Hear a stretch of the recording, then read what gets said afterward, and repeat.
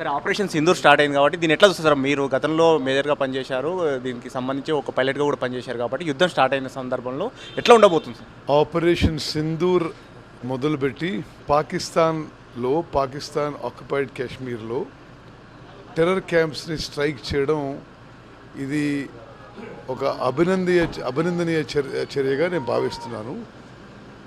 మన వీర సైనికులు సంపూర్ణ సక్సెస్ సాధిస్తారని చెప్పి నాకు పూర్తి నమ్మకం. వాళ్ళు శత్రువుని మట్టి కరిపించి తిరిగి వాపసు వస్తారని చెప్పి మరి నాకు ఉన్న విశ్వాసం. I salute our brave soldiers. Sir ఇప్పటిదాకా దానికి సంబంధించి అంటే ఓన్లీ యుద్ధ విమానాల ద్వారా చేస్తారనుకున్నారు కానీ ఇప్పుడు ఎయిర్ డిఫెన్స్ ద్వారా చేస్తున్నారు కాబట్టి ఎట్లా ఉండబోతుంది సార్? వాళ్ళు కూడా అటాక్ చేస్తారు. మరి దేనికైనా భారతదేశం సిద్ధంగానే ఉంది. పాకిస్తాన్ ప్రోత్సహించిన టెర్రరిజం ద్వారా భారతదేశానికి చాలా నష్టం జరిగింది. మొన్న పహల్గామ్లో జరిగిన సంఘటన కూడా చాలా హేయమైంది, అమానవీయంగా జరిగింది. తప్పనిసరిగా బుద్ధి చెప్పాల్సిన అవసరం ఉంది.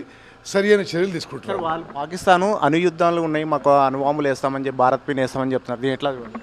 ఈ బెదిరింపులకు ఎవరు భయపడరు.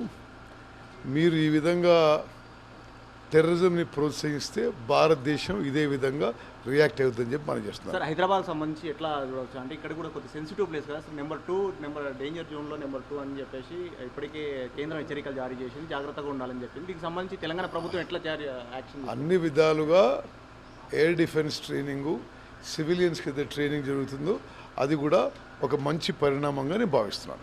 రైట్, ఇది మొత్తం మీద అది ఆర్మీకి సంబంధించి ఖచ్చితంగా ఇండియన్ ఆర్మీ మాత్రం పాక్కు ఖచ్చితంగా గట్టి బుద్ధి చెప్తుంది. ఇండియా పైన చేసిన దాడికి ఖచ్చితంగా ప్రతీకారం తీసుకుంటుంది కాబట్టి ఈ విషయంలో ఎట్టి పరిస్థితులు లేదా ఇండియన్ ఆర్మీ సమర్థవంతంగా పాక్ బలగాలను తిప్పికొడుతుందని చెప్పేసి ఉత్తమ్ కుమార్ రెడ్డి ఆశాభావం వ్యక్తం చేస్తారు. కెమెరా రాజుతో ప్రతాప్, 10 టీవీ, హైదరాబాద్.